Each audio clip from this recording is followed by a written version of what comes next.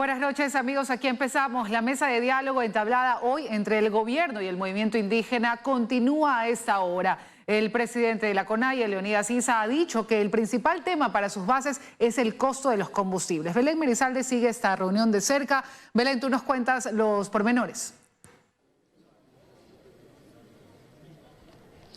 Hola Diana, amigos televidentes, muy buenas noches. Siendo las 8:02 de la noche, justamente ustedes pueden ver a mi alrededor, se ha levantado ya esta mesa de diálogo. Se dio un tiempo para un receso para que justamente tanto las autoridades de gobierno como las bases del movimiento indígena lleguen a un acuerdo. Lo que ha dicho el presidente de la CONAIE, Leonidas Issa, es que lo que más les preocupa es el tema de los combustibles. Ellos piden que se fije el precio de la gasolina extra en $2.10 y el diésel en $1.50, pues consideran que no es suficiente los 10 centavos que redujo el gobierno y que justamente lo anunció ayer por la noche. Otro de los pedidos es que se deroguen 2 decretos, el 95 y 151, referentes a la explotación minera y petrolera. Sin embargo, después de este tiempo que se dio para el receso, los dirigentes del movimiento indígena se sentaron nuevamente en la mesa para saber cuál fue la decisión del gobierno respecto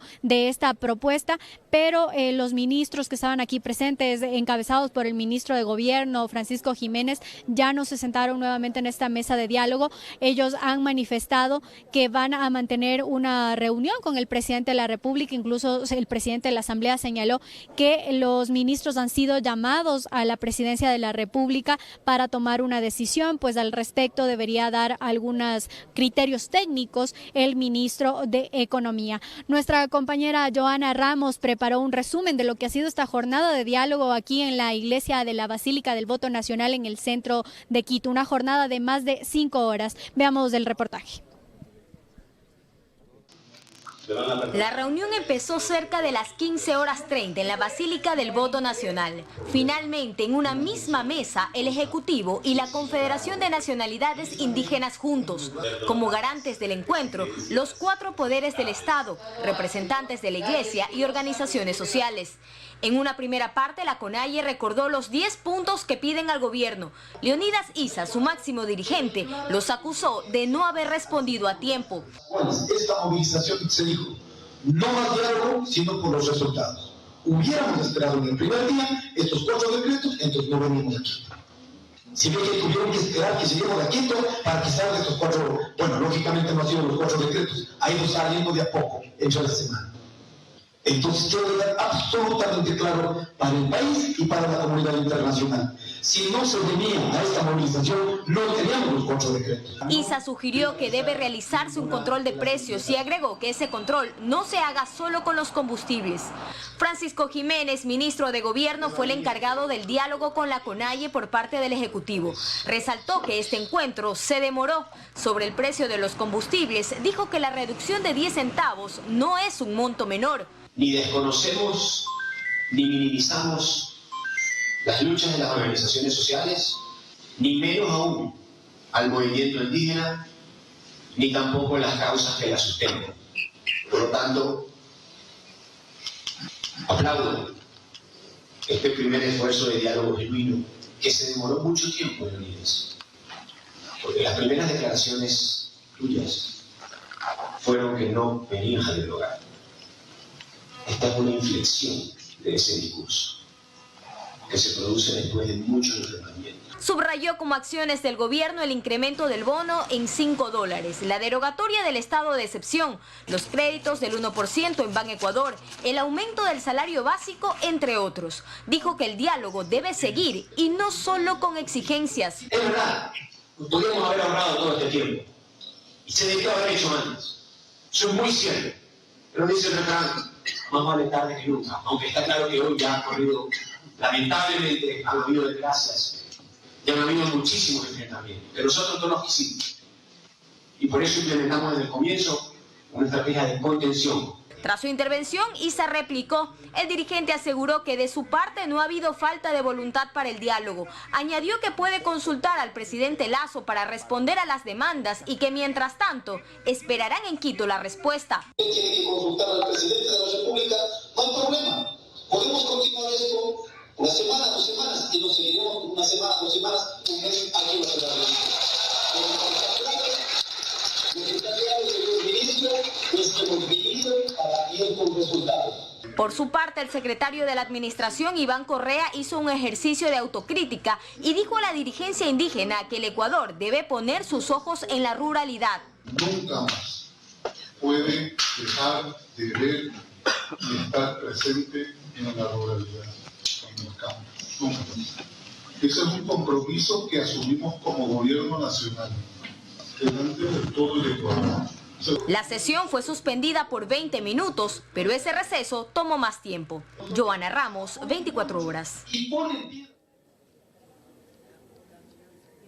Y el presidente de la Asamblea Nacional, Virgilio Saquicela, quien ha sido justamente uno de los encargados de propiciar estas mesas de diálogo, ha confirmado que el presidente de la República ha llamado a todos sus ministros para tomar decisiones y en las próximas horas dar una respuesta certera ya a las propuestas que ha realizado el movimiento indígena. Aquí también al interior de esta sesión, todos los representantes de los poderes del Estado han hecho un llamado a que se mantenga la calma, a que se espere con paciencia para en las próximas horas tener conocimiento de qué es lo que va a ocurrir en el país. Incluso el propio presidente de la CONAIE ha hecho un llamado para que en medio de toda la expectativa que se ha generado en el país se mantenga la calma, que no se cometan actos violentos y que más bien en esta noche el país pueda encontrar una salida a la difícil situación que se ha vivido durante estos 15 días de paro nacional. Nosotros vamos a continuar pendientes de la información que se genere aquí y esperamos también llevarles más detalles en la hora que sea oportuna. Esa es la información que tenemos aquí desde el interior de la iglesia de la Basílica del Voto Nacional. Regresamos a estudios. Muy buenas noches.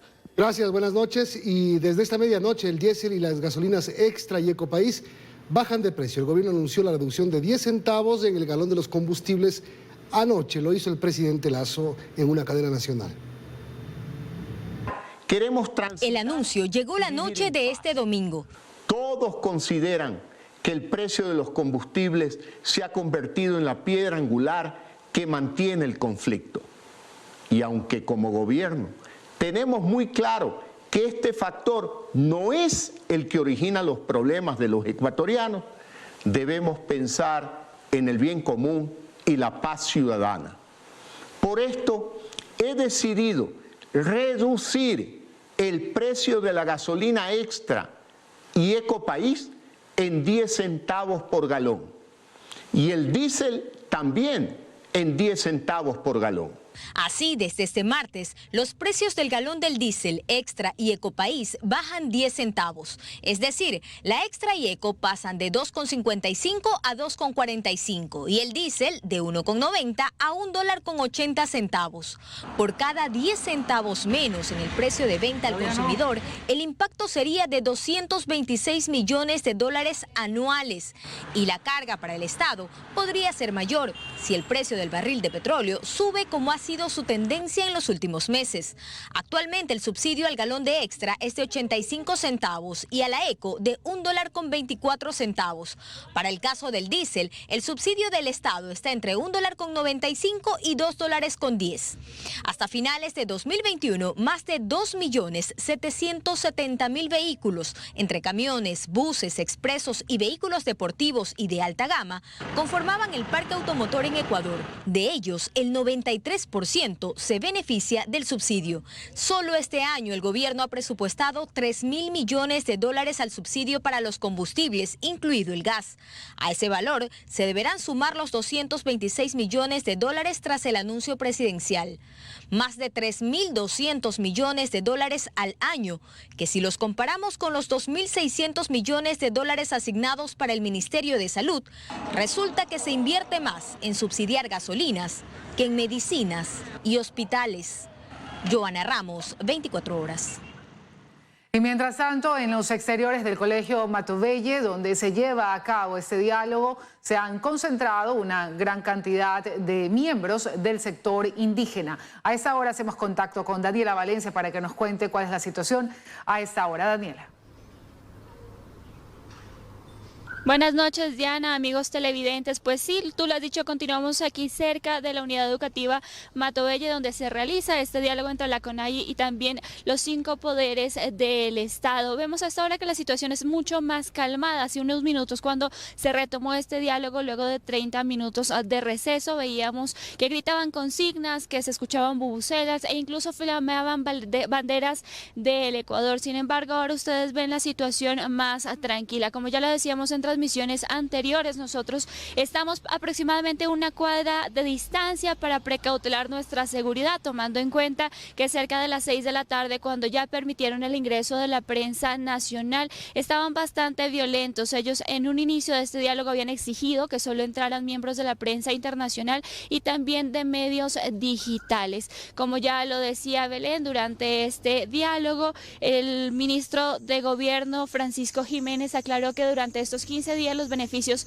que se han tomado para los ciudadanos alcanzan los 600 millones de dólares y que por la reducción de 10 centavos en el precio de la gasolina extra y también en el diésel, el precio para el país que deberá cobrar es de 226 millones anuales.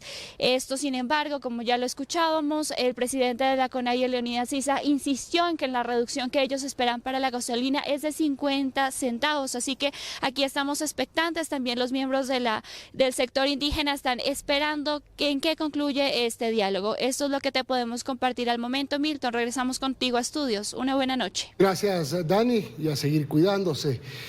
Y vamos a ver qué pasa en el Arbolito, porque también hay una vigilia esperando los resultados de esta mesa instalada hoy a las 3 de la tarde. Karen Aro está en las inmediaciones del Arbolito para darnos detalles. Cuéntanos, Karen, buenas noches, ¿qué pasa ahí?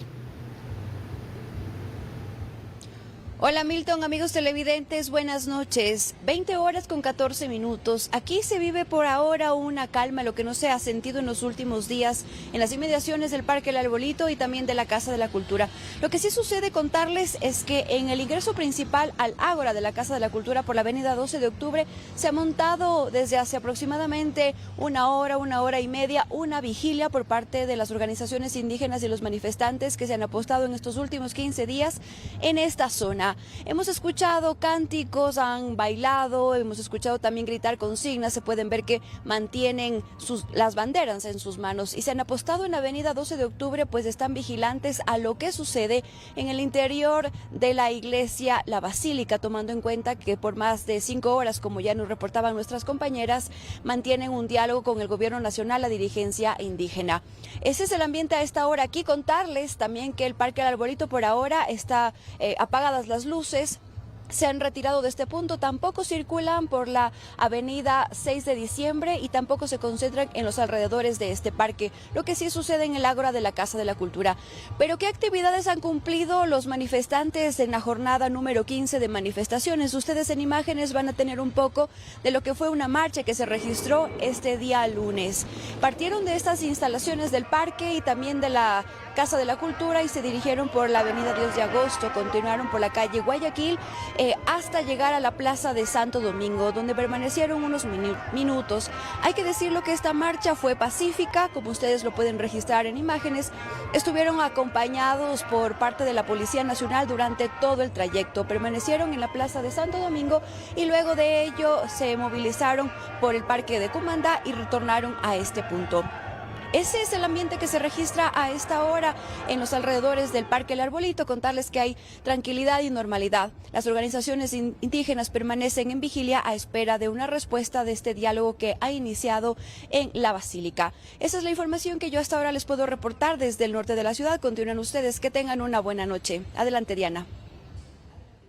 Buenas noches, Karen, gracias por la información. Ahora nos vamos hasta el Palacio de Gobierno con María Gracia Acosta para conocer qué pasa a esta hora allí. Más temprano, María Gracia, nos comentabas que no había mucho movimiento. ¿A esta hora sigue siendo así? ¿Qué tal? ¿Cómo estás, Diana? Amigos, muy buenas noches.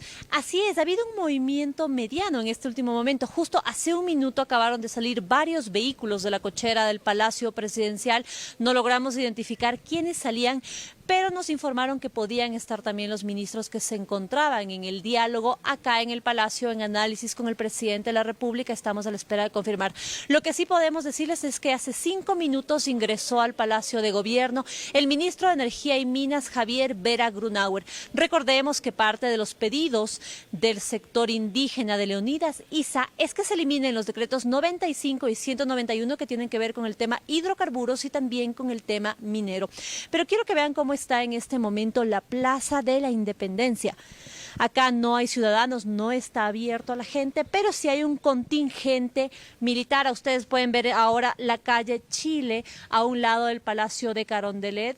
Hay policías, hay militares y la plaza está prácticamente vacía. Únicamente estamos nosotros como medios de comunicación también esperando ver si es que existe algún tipo de novedad o si los ministros o algún vocero del Palacio de Presidencia nos van a informar algo. Así que estaremos pendientes acá desde Carondelet y listos para informarles cualquier novedad que se presente acá en la Plaza Grande. Milton, tú sigues con más. Muy buenas noches. Buenas noches, María Gracia. Y las protestas en Cuenca se radicalizaron durante esta jornada. Hace minutos ocurrieron disturbios en el centro histórico. Vamos allá justamente. Iván Rodríguez en el Parque Calderón nos cuenta. Hola Iván, buenas noches. Muchísimas gracias amigos, amigas, ¿qué tal? Buenas noches. Tensa jornada de protestas se viven aquí en la ciudad de Cuenca. Hace minutos se dieron brotes de violencia en las manifestaciones que se realizan aquí en el centro de Cuenca. Un grupo de manifestantes comenzaron a lanzar piedras al edificio de la gobernación, como se observa en las imágenes. Sin embargo, la policía logró controlar los disturbios. De lo que se manifestó serían infiltrados a las movilizaciones. 2 personas resultaron heridas. Se presentaron infiltrados en las manifestaciones que causaron violencia contra la gobernación. ¿Hay heridos? Al momento se presentaron 2 heridos, no de gravedad, pero tenemos con golpes en el nivel de la mano, dedo meñique y al nivel de la pierna, rodilla. En tanto, diferentes vías urbanas fueron cerradas por transportistas, tanto escolares como de carga pesada. En horas de la tarde las manifestaciones se radicalizaron, como podemos observar en las imágenes. Contarles asimismo que en la mañana logró llegar a la ciudad un camión lleno de tanques de oxígeno para abastecer a los hospitales y clínicas. La gasolina también comenzó a distribuirse pasado el mediodía.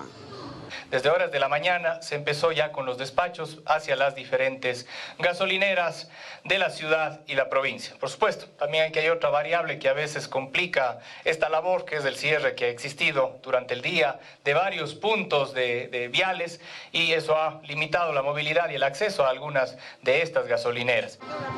Y lo que todavía no se ha logrado solucionar es el abastecimiento de gas de uso doméstico. En las diferentes distribuidoras existen todavía personas haciendo cola en busca de este producto. Cruz Roja está estableciendo la logística y entiendo que ya incluso está avanzando para poder llegar al otro punto de la vía. Entiendo que es en Pasaje, desde donde saldrán ya los camiones cargados a fin de poder llegar, esperemos, esta noche para abastecer tanto de gas como de oxígeno en primera instancia. Y mientras tanto, para mañana el gremio del taxismo anunciado se sumará a las protestas y cierres de vías. Esto si no se da una solución. Esa es la información que les contamos desde la ciudad de Cuenca. Retornamos a los estudios de mi parte. Buenas noches. Buenas noches, Iván. Gracias por la información desde Cuenca. Y en Imbabura los manifestantes continúan con bloqueos en las vías. Desde Ibarra hasta El Cajas no hay manera de movilizarse en vehículos. Nos enlazamos con David Vizcaíno para contarnos más detalles al respecto. David, te escuchamos. Muy buenas noches en estudios. Efectivamente me encuentro al ingreso sur de la ciudad de Ibarra en el inicio del anillo vial, donde observamos llantas incendiándose y también varios manifestantes que se encuentran en este momento aquí obstaculizando el paso. Los vehículos no pueden avanzar a su destino. Vemos que algunos también se están regresando directamente. En la mañana estuvimos en San Antonio de Ibarra y en este momento estamos más o menos a 2 kilómetros de esa entrada. Vamos a conversar con un ciudadano que se encuentra aquí también a la espera, a ver qué es lo que sucede en esta apertura de las vías. Buenas noches, mi estimado. Por favor, su nombre y de dónde viene. Wilson Coyahuaso, vengo de aquí de la ciudad de Ibarra. ¿Hacia dónde se dirige? Nos estamos dirigiendo hacia la ciudad de Atuntaqui. Vista que tenemos una emergencia, pero lastimosamente al momento está la vía cerrada, no podemos pasar. No se puede transitar, los vehículos también se están regresando. Sí, efectivamente no están dando paso porque están aquí obstaculizando, están quemando llantas y del miedo también que tenemos de que vayan a pincharnos como tienen esos palos con los clavos y están pinchando las llantas, entonces por eso es el miedo de que no podemos pasar. Según los manifestantes también se encuentran a la espera de las resoluciones que se está realizando también en este momento la reunión en la capital de los ecuatorianos. Sí, eso también queremos que ya se solucione todo esto, este problema y por el bien del país más que todo. Muy amable, gracias.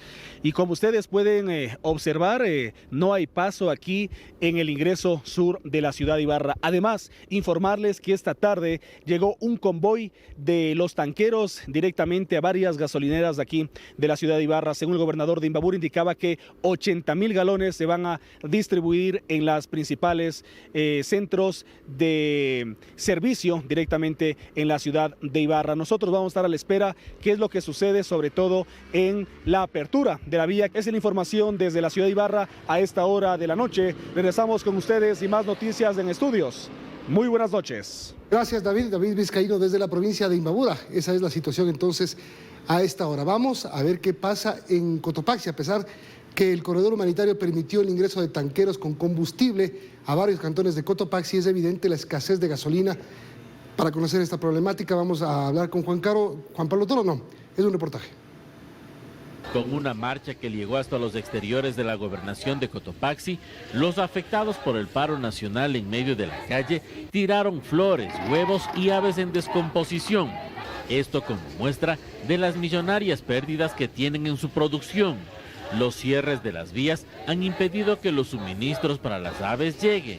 Estas fallecen en las granjas por la falta de alimento. En nuestra granja tenemos una mortalidad más o menos de unas 5.000 aves. Del 90% de producción estamos con el 30% de producción. Estamos desechando los primeros huevos que teníamos embodegados. La paralización de actividades por el bloqueo de las vías no permite a los productores la comercialización.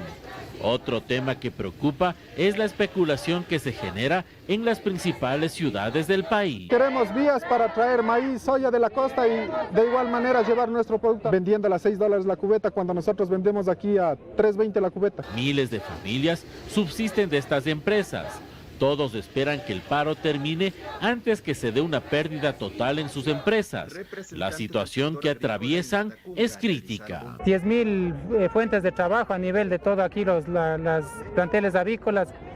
Tenemos de pronto indirectamente también de pronto unas 15.000 personas que trabajan entre transportistas, estibadores. En Cotopaxi, Juan Pablo Toro, 24. Seguimos, amigos. Más de 175 policías heridos, 15 unidades policiales atacadas y 30 vehículos de la institución afectados. Es parte del saldo de 15 días de protestas, según el ministro del Interior. Se han presentado denuncias en la Fiscalía. En algunos enfrentamientos con la fuerza pública, los manifestantes han usado armas letales y explosivos, dejando personal uniformado con heridas y provocando daños a bienes públicos. Eso ya ha sido denunciado en la Fiscalía, dice el ministro del Interior, Patricio Carrillo.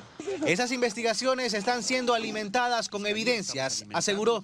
Todos aquellos que se presentan como líderes en los cierres tendrán que ir a la Administración de Justicia. Estas 42 denuncias presentadas a nivel nacional, será la Fiscalía quien asuma y quien luego llame a rendir versión a cada uno. Carrillo hizo un balance de las afectaciones tanto al personal policial como a su infraestructura. Tenemos más de 175 policías que fueron gravemente lesionados, 20 de ellos continúan en hospitalización, son alrededor de 15 unidades de policía comunitaria también vulneradas, son 30 unidades entre motocicletas y bicicletas y vehículos destruidos, tuvimos el robo del armamento en el rastrillo del Puyo.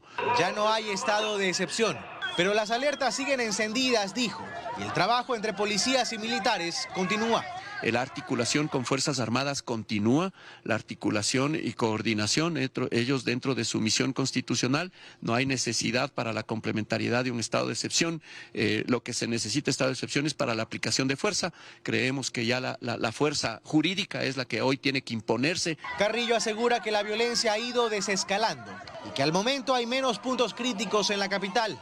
Estábamos con un promedio de 350 cierres a nivel nacional, hoy tenemos 77, estábamos con un promedio en la mañana de 8.000 manifestantes que llegaba a 15.000 en la tarde, hoy estamos mirando que existen aproximadamente menos de 1.500 personas en estas actividades. Dijo que seguirán reforzando el dispositivo de seguridad y pidió a la justicia que sancione por la serie de delitos que se han cometido excusándose en la protesta social. Carlos Acoto, 24 horas. Según especialistas, la sesión del Pleno de la Asamblea para analizar el pedido de destitución del presidente Lasso ha transcurrido entre un bajo nivel argumentativo y ataques entre legisladores. Por lo pronto, consideran que los temas de fondo no han sido abordados. Provincia de Santo. Cerca de la medianoche de este domingo se suspendió por segunda ocasión la sesión 782 del Pleno Legislativo, donde se trata el pedido de destitución del presidente de la República impulsado por los legisladores del correísmo. Hubo más de 40 intervenciones en el último día y por lo pronto lo que se ha visto, dice el constitucionalista Ismael Quintana, es que no se termina de argumentar las causales de destitución. El debate es decepcionante. Fundamentos sobre eso no ha habido, más allá de que de lado y lado yo he encontrado deficiencia argumentativa. Cabe utilizar la movilización, el paro y el vandalismo como pretexto para promover la destitución presidencial. Sobre eso nada. Henry Cucalón, ex legislador socialcristiano, asegura que las intervenciones han mostrado en su mayoría un bajo nivel argumentativo. Porque más que argumentos ha habido ocurrencias y más que ideas han balbuceado, han mezclado estos temas. Y se dan mucho en la línea de incumplimiento del programa de gobierno. Pero eso va por otra vía. Lo mezclan absolutamente como parte de una estrategia deliberada de arrinconar al presidente. Y va más allá. Cree que hay un claro intento de dilatar la hora de tomar decisiones y cree saber por qué. Hablando de más allá que lo quieren hacer aparentar como un ejercicio democrático, es para ganar tiempo en la negociación, a favor o en contra. Y ojalá no sea con amenazas incluidas. Y es que una vez terminada la sesión, el legislativo tiene hasta 3 días para resolver. Y lamentablemente esa discusión que debía ser jurídica, constitucional, no se ha dado. Y a ratos uno se entiende, porque realmente en la Asamblea Nacional esta calificación de la causal no va a ser jurídica, va a ser política. La sesión 782 del Pleno de la Asamblea se retomará este martes a las 11 de la mañana. Hasta el momento se ha dado paso a 71 intervenciones y aún falta. En Guayaquil, Carlos Acoto, 24 horas. En el agro, las pérdidas debido a las paralizaciones superan ya los 140 millones de dólares. El sector productivo, público y privado, en general, ha dejado de percibir alrededor de 500 millones en estas 2 semanas. Con el pasar de los días, cada vez son más los negocios, los empleos que están en riesgo. Tras 15 días de movilizaciones y bloqueos de vías, la situación en el sector agropecuario es realmente crítica. Las pérdidas superan ya los 142 millones de dólares, precisó Bernardo Manzano, ministro de Agricultura y Ganadería. 11 millones diarios perdemos en el agro por esta paralización. Y ese es el problema que está afectando sobre todo al pequeño productor agropecuario. Las cosechas enteras se pudren. La agricultura no se puede prender y apagar. Aquí no hay ganadores, aquí todo el país pierde. Entre las cadenas de producción más afectadas, de acuerdo con el ministro de Comercio Exterior, Julio José Prado, está el sector avícola. En las provincias de Cotopaxi y Tungurahua, por ejemplo, los pollos y las gallinas están muriendo por falta de alimento. La Corporación Nacional de Avicultores del Ecuador ha contabilizado cerca de 20 millones de dólares menos y advierte que están en riesgo más de 300.000 empleos directos. En la industria láctea, en cambio, las pérdidas superan los 13 millones de dólares por los cerca de 9 millones de litros de leche que se desecharon, que no se vendieron. En el sector florícola, van 30 millones, además de las afectaciones a infraestructuras que aún no se cuantifican. En términos generales, dice el ministro Prado, al sector productivo público y privado del país el paro le ha costado al menos 500 millones de dólares. Y cada día adicional de paralización se pueden sumar cerca de 40 a 50 millones de dólares más. El turismo ha perdido 50 millones de dólares ya y el comercio 90 millones. Y ustedes saben lo que significa que el comercio se paralice. Al momento que esto pase, los ingresos de las empresas se comienzan a recortar. Bien, son las 8:34, se reinstaló la mesa de diálogo entre el gobierno y la CONAIE. Vamos nuevamente a la Basílica. Belén Merizalde la está siguiendo. Hola Belén, cuéntanos qué pasa.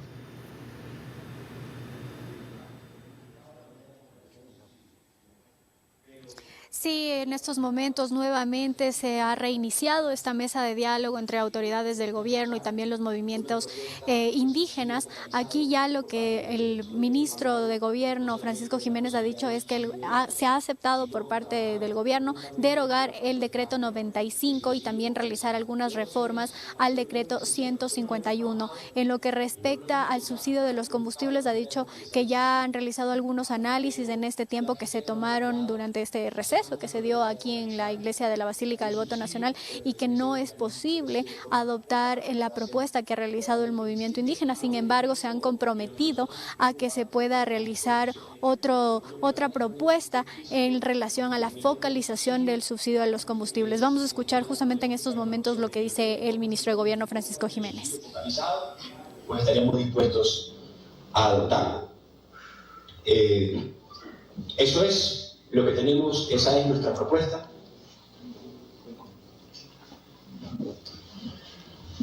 El monto, de acuerdo al estudio que hicimos, porque ahorita pues tuvimos que convocar inclusive al ministro de Energía y Minas para estar muy seguros de lo que estábamos hablando.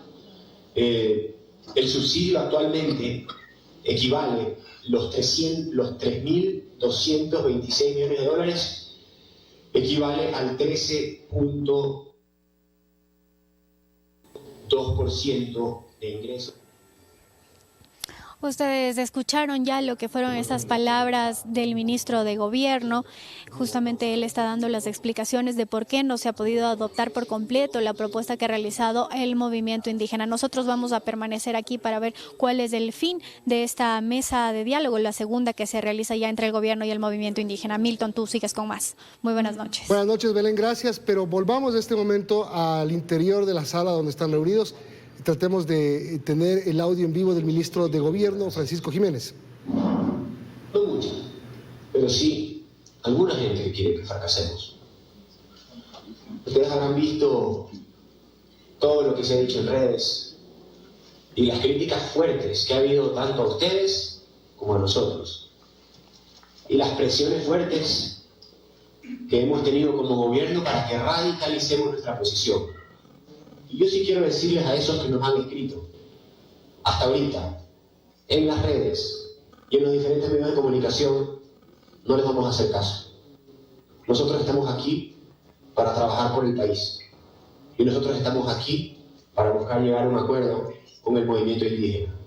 Sabemos que el Ecuador no se construye a golpes, ni a puntapiés, ni con insultos. El Ecuador se construye de otra manera, buscando con la verdad y con la transparencia los consensos que son posibles sin condenar al Estado a la ineficiencia o a la quiebra. Yo creo que ese es el gran desafío que tenemos ustedes y nosotros hoy por delante.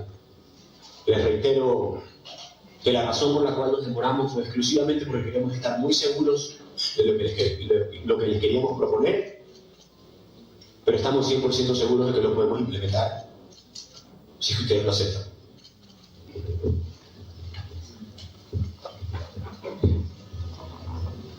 Bien, es el ministro de Gobierno Francisco Jiménez en esta segunda parte de la mesa de diálogo que empezó a las 3 de la tarde y que sigue hasta esta hora. Se retiraron por un momento los ministros, hicieron consultas, aceptan derogar algunos de los decretos que estaban pidiendo los indígenas.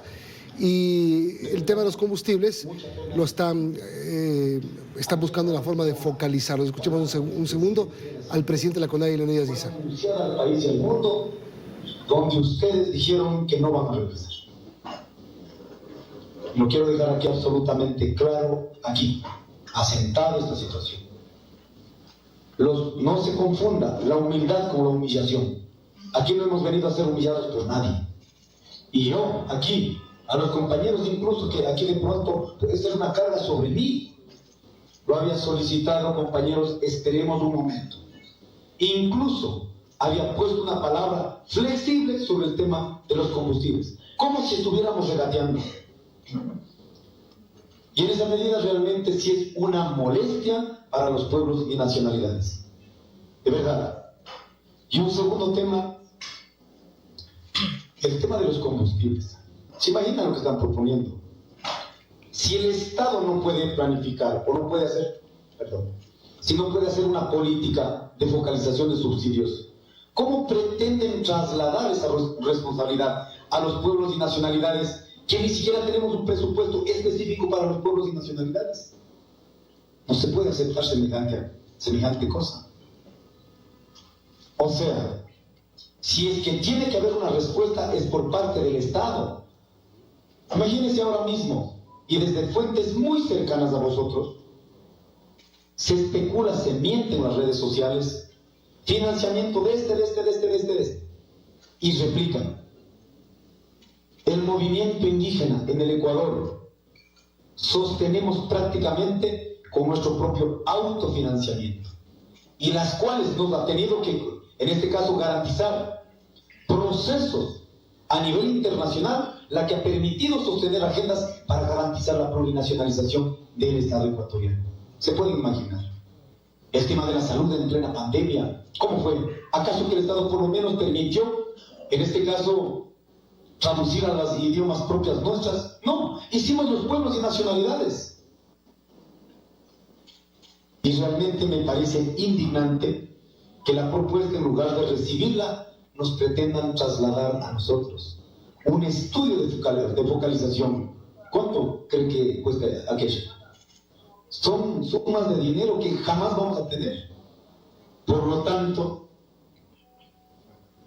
este es un tema, si es que ustedes han cerrado en este punto y nosotros tenemos que decidir también, entonces este punto no se puede, en este caso, avanzar. En el tema de los dos decretos, efectivamente, si el decreto 95 está derogado, está derogado. No creo que tengo que poner ningún criterio. Pero en el decreto 151, yo creo que se fue absolutamente claro. Se derroga el decreto y acoja, en este caso, los temas sustanciales que han sido planteados aquí. No minería en zonas de recarga hídrica, no minería en zonas de áreas protegidas, no minería en territorios de pueblos y nacionalidades. En esa medida, recurrir de pronto al concepto que está en la Constitución puede ser que no está colaborando con lo que estamos diciendo. Y es más, nosotros hemos dicho, en zonas donde es altamente biodiverso, no es posible simplemente la minería. Y es más, no hemos entrado a profundizar. La minería no aporta en términos económicos como aporta la agricultura, la ganadería. En números, ¿cuánto ha dado en este año? 600 millones de dólares. ¿Cuánto da la agricultura ampliada? 20.500 millones de dólares. En el momento que se garantiza la minería en zonas donde sostenemos la agricultura, la ganadería, pequeña y mediana industria, como está reconocido técnicamente, significa que estamos afectando al aporte que está haciendo la agricultura al país, al Estado, al fisco. En ese sentido, los temas más sustanciales, voy a ceder la palabra al compañero presidente de la CONFENIA, porque finalmente los problemas más asentados, al menos en el tema petrolero, todos los días viven nuestros hermanos. Uno mismo va a ver, en 50 años de explotación petrolera, o sea, sacaron el desarrollo para el país, sí, ¿y qué dejaron para las comunidades indígenas? Dejaron muerte, destrucción, medio ambiente contaminado. Y luego de aquello pretenden decir que los pueblos indígenas debemos seguir cargando esa responsabilidad. No me parece justo realmente. Por la cual, ¿de dónde sacamos recursos? De pronto ahora seguramente hay una presión del Fondo Monetario Internacional. ¿De dónde la sacamos? Yo creo que los ecuatorianos de a pie hacemos los esfuerzos y pagamos el 100% de los impuestos que nos corresponden. Lo que es el IVA, los productos que están grabados. Pero si es pues injusto que los grandes, que incluso en plena pandemia ganaron, hayan beneficiado siempre con las políticas que dicta el Estado ecuatoriano. Por lo tanto, necesitamos. El mismo Fondo Monetario Internacional sugiere que los grupos más importantes en cada estado deben pagar más impuestos. No la está diciendo un comunista o un socialista, la está diciendo el Fondo Monetario Internacional. Por lo tanto, de verdad, si es un tema que no se está valorando de acuerdo a las condiciones que la gente está viviendo, se está privilegiando en este caso a los grupos económicos que muchas veces no han pagado impuestos al Estado ecuatoriano. Solo miremos cuánto hay en evasión tributaria. Los informes del mismo Estado dicen que están sobre los 7.000 millones de dólares. Entonces, ¿hay dónde echar la mano? ¿Dónde sacar la plata? El problema es que no queremos topar a esos grupos que siempre se han beneficiado. Así que sobre esto sería nuestra postura como CONAIE y pedir, en este punto también, resultado de la lucha, hay muchos criminalizados. Muchos que en este momento incluso ya están con procesos de juicio. Por lo tanto, nadie ha salido a luchar por vandalismo, al menos de nosotros. Si de este proceso debe quedar limpio, sin ningún compañero, en este caso, que esté criminalizado por las protestas sociales. Eso sí le pido, presidente de la República, ministro, que paremos de esta situación, paremos del racismo, paremos del odio. Y creo que el señor Carrillo no es garantía de la democracia. Hemos sentido realmente el odio que tiene contra nosotros. Por lo tanto, sería importante, si es que se puede sugerir, que cambien de ministro, porque realmente no es garantía para la democracia. Un ministro no puede estar garantizando semejante cosa. Militares celebrando con los manifestantes en contra después de haber acribillado a los manifestantes. Eso no se puede dar. Y efectivamente también tenemos 6 fallecidos. Debería haber, por una condición natural, por una condición humana, por una condición de responsabilidad, se debería garantizar la reparación integral de las víctimas, heridos, fallecidos, detenidos, que eso lo trasladamos. Y quiero decir también que de pronto en las palabras del señor ministro dijo que sobre las muertes tenemos una responsabilidad, el Estado, en este caso nosotros. Nosotros no tenemos ninguna responsabilidad. ¿Acaso salieron de nuestras manos? En este caso el disparo de la bomba lacrimógena que introdujo en el cerebro de nuestros hermanos, eso no tenemos nosotros. Por lo tanto, no somos responsables de aquello. Y en esta medida me parece importante que estos puntos que han sido mencionados, y no le hemos tratado nosotros también, pero vemos que realmente hay poca voluntad, realmente, sobre los temas sustanciales. Y así, pedir también que no se siga implementando el miedo en el Ecuador. Si no hacen caso, entonces ejercemos la ley sobre el uso progresivo de la fuerza. El día viernes fue claro el señor presidente mejor dicho, el día de ayer, ¿no? Fue claro, con toda la violencia cargada en sus palabras. Hubiéramos querido que estés aquí. Sin embargo, no ha tenido realmente el valor para decir lo que dijo el día de ayer en la rueda de prensa. Por lo tanto, esperamos que con todos estos temas que no quedan subsanados, realmente tenemos que consultar. Aquí están todos los dirigentes. Y efectivamente hubiéramos querido que en esta mesa, sobre los acuerdos, sobre los temas puntuales, decir al país, decir al mundo, compañeros, hemos avanzado y necesitamos, en este caso, que podamos deponer también nuestras acciones. Pero en este momento, con los puntos sustanciales, no podemos, y ahí tenemos que tomar una decisión con los compañeros y compañeras.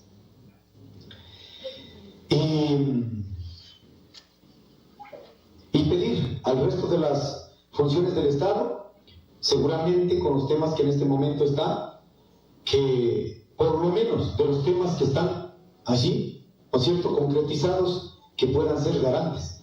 Una vez que salgamos de aquí, si después de sentar en el diálogo no hemos tenido respuestas, en muchas veces no tenemos confianza. Para los pueblos indígenas la palabra es sagrada. Lo que se dice, se hace. Lo que se dice, se cumple. pero esta medida realmente ha generado también disculpas. Yo les quiero disculparme con todos los aquí presentes, pero también llega un momento donde por ser pueblos indígenas pretendemos que debemos acoger lo que nos impone. Muchas gracias, estimados compañeros y compañeras. Voy a permitir, antes de que tenga la respuesta, permitir que por favor la compañera vicepresidenta, hace rato estaba solicitando la palabra, que pueda también hacer uso de la palabra. Bueno, todavía, como ustedes pueden ver, hay propuestas de lado y lado, no hay un acuerdo que permita decir hoy se va a terminar la medida de hecho, que lleva 15 días. El gobierno acepta la derogatoria del decreto 95 que tiene que ver con la explotación petrolera. Sobre el decreto 151, el gobierno ha garantizado que no va a haber extracción minera en zonas protegidas. Ha propuesto el gobierno mantener los precios de los combustibles en lo que va a regir desde esta medianoche, es decir, en 1.80 el galón de diésel y en 2.40 la extra, la gasolina extra.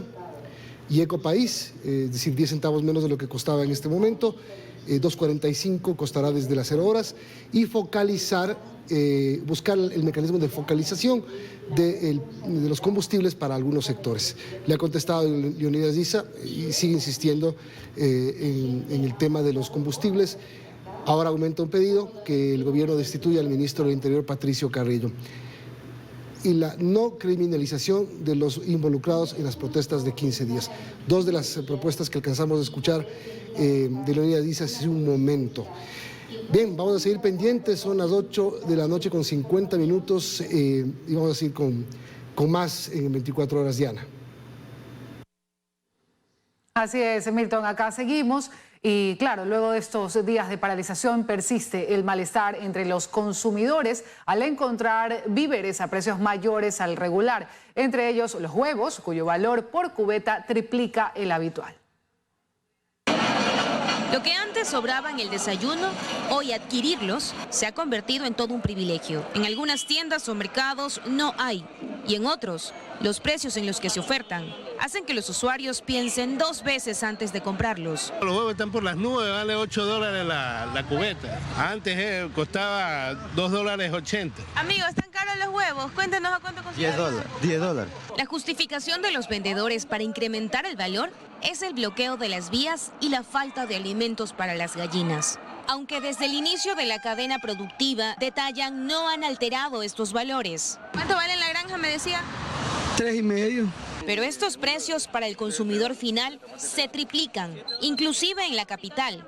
Los venden a $10 y ni hablar de otras ciudades en la costa. En una jornada normal, a este punto de distribución ubicado en la oreja vial entre la Perimetral y Pascuales, llegaban 150.000 huevos diariamente. Pero desde hace 15 días, el panorama cambió. Ahora la novedad que andan entregando los mismos mayoristas a $6, $5.50, por el motivo que ellos tienen que hacer transbordo. En la costa no tiene mucho abastecimiento como es en la sierra. Y para vender las cubetas 3 veces más de la tarifa regular, han preferido no comprar. Algo similar sucede con las gallinas rojas, las ponedoras, que las traen desde Manabí y la sierra. A la semana vendemos siempre 9.000, 10.000 gallinas así. A partir del paro recién entramos ayer, trajimos 3.000 gallinas. El está hasta $5. ¿Y antes cuánto valía cada gallina? Y antes estaba hasta 3. Para la Corporación Nacional de Avicultores del Ecuador, CONAVE, las pérdidas económicas en el sector avícola durante el paro nacional alcanzan los 29,7 millones. Y en esta, ya la tercera semana de protestas, son 90 millones de huevos de mesa los que no han llegado a sus centros de distribución. Vanessa Robles, 24 horas. Y a las 0 horas entrará en vigencia el nuevo costo de las gasolinas Extra y Ecopaís y del diésel, luego de que el gobierno decidiera reducirlas en 10 centavos para motivar al movimiento indígena a dar por terminado el paro nacional. Hacemos contacto con Luisa María Heredia, quien nos cuenta más. Luisa María, buenas noches. ¿Qué tal en estudios, amigos televidentes? Muy buenas noches. Así es, faltan poco más de 3 horas para que el nuevo costo del galón del diésel y de las gasolinas Extra y Ecopaís entre en vigencia. A partir de las 0 horas de este martes 28 de junio valdrá 10 centavos menos. Esto significa que a partir de mañana el galón de gasolina Extra o Ecopaís tendrá un precio de $2.45. Ya no costará $2.55 como hasta ahora. Y el galón de diésel pasará de $1.90 a $1.80. Esta es una decisión que tomó el gobierno central, que fue anunciada anoche por el presidente de la República, Guillermo Lasso, con la firme intención de reducir las tensiones, de facilitar aún más las vías para el diálogo y por tanto poderle otorgar paz a los ecuatorianos tras 2 semanas de paralizaciones lideradas por el movimiento indígena, cuyo primer punto en el pliego de 10 demandas es la reducción del costo de los combustibles. Cabe insistir también en cuánto le significa al Estado esta disminución de 10 centavos en el valor del galón de las gasolinas Extra y Ecopaís y también del diésel. Combustibles que están subsidiados, vale la pena decir. Son $226 millones anuales los que tendrá que destinar para cubrir esos 10 centavos menos por galón para el consumidor final. Para este año el gobierno tenía previsto destinar $3.000 millones para cubrir estos subsidios, incluido el gas. A ese alto monto ahora le deberá sumar $226 millones más. Y la cantidad podría ser mayor si el precio del barril del petróleo continúa subiendo, como ha venido ocurriendo últimamente. De ahí que las autoridades insisten en que se trata de un gran esfuerzo.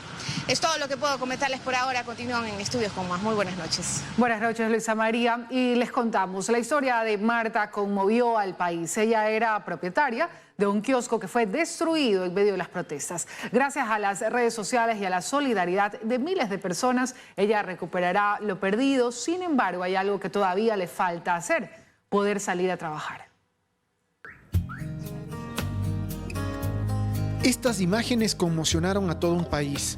Una señora desconsolada llorando al lado de su kiosco que había sido vandalizado y todo su contenido saqueado en medio de las protestas ocurridas en las inmediaciones del Parque del Arbolito. Las lágrimas de desolación, seguramente mezcladas con algo de ira, mostraron eso que siempre sucede en estas circunstancias y pocos reparan en ello. Las víctimas colaterales, aquellas que no están ni a favor ni en contra, pero resultan directamente afectadas. Pero la historia de Marta tuvo un giro feliz. La viralización de su entrevista provocó una avalancha de solidaridad en la sociedad ecuatoriana. No sé cuántas llamadas, cuántas cosas me ofrecerían, pero lo único que sentí era el apoyo moral, sería económico, lo que sea, pero me sentía muy emocionada y poco a poco iba reaccionando. El mayor problema de Marta es que ella estaba endeudada y al momento de la destrucción de su kiosco le quedaban un par de días para pagar la siguiente cuota del préstamo. Mi dinero yo hacía un diario, en una alcancía que tenía, hacía un diario para el banco no quedar mal. Y de pronto me quedé sin nada, fue algo desesperante. Yo sentí morirme ese rato porque no sabía qué hacer. La desgracia de Marta llegó a oídos de las autoridades. El municipio se comprometió a reemplazar el kiosco una vez que la ciudad vuelva a la calma. Pero hubo muchas más, incluso el alivio de la deuda. No, yo me sentí halagada porque yo me sentí que no estaba sola. Aparte de mis hijos, de mi familia y todos los que me apoyan, me sentí no sola, sino me di cuenta que estaba protegida de la mayoría de personas que sí me han estimado de verdad, aunque no me conozcan. Marta nunca se imaginó que su historia incluso le llevaría a conocer el Palacio Presidencial. A la entrada del palacio a mí me temblaba, los nervios me ganaron y temblaba de nervios porque yo jamás he entrado a la casa presidencial, peor encontrarme con el señor presidente. Ahora está viviendo con su hija. Desde que ocurrió la destrucción de su kiosco, no la han dejado sola ni un segundo. ¿Cómo le ves a tu mami? ¿Ya está mucho más tranquila? Sí, tranquilita. Ya le veo que tiene ánimo, ya no está llorando, ya está tranquilita, ya quiere comer, ya duerme, porque cuando ella tiene preocupación no duerme. Marta tiene 63 años, nació en Guano, provincia de Chimborazo. En las últimas 3 décadas ha trabajado en su kiosco sin tomar jamás unas vacaciones. Por primera vez ha detenido, de forma obligada, sus labores. Pero sí me hace falta mis clientes para reírme, para atenderles. como me han dicho siempre madrina, me han dicho siempre doña Marta, que ha traído ahora. Entonces, sí me hace falta mi trabajo. Doña Marta es agradecida, pero no quiere seguir viviendo de donaciones o regalos. Quiere trabajar. Esperemos que pase todas estas bullas, que haya paz y tranquilidad para poder centrarse a hacer las cosas que tenemos que hacer. Es lo que esperamos todos, doña Marta. Es lo que esperamos todos. Tomás Chufardi, 24 horas.